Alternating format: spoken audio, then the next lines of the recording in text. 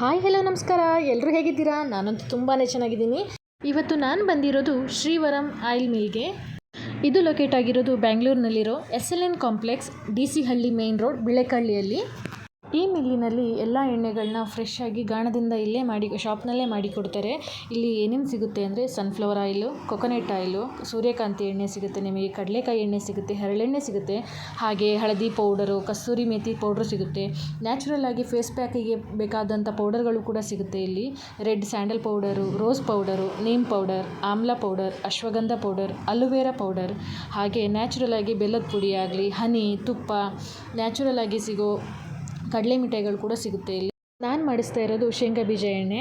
ನನಗೆ 3 ಲೀಟರ್ ಎಣ್ಣೆ ಬೇಕಿತ್ತು. ಸೊ ಅವರು 10 kg ಶೇಂಗಾ ಹಾಕ್ತಾ ಇದ್ದಾರೆ. 10 kg ಶೇಂಗಾ ಮಷಿನ್ಗೆ ಹಾಕಿದ್ರೆ ಅಪ್ರಾಕ್ಸಿಮೇಟ್ಲಿ 3 to 4 ಲೀಟರ್ ಎಣ್ಣೆ ಸಿಗುತ್ತೆ.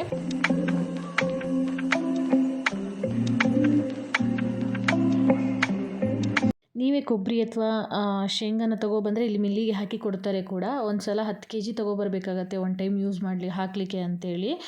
10 kg ಹಾಕಿದ್ರೆ 4 ಲೀಟರ್ ಹಾಗೆ ಆಯಿಲ್ ಸಿಗುತ್ತೆ.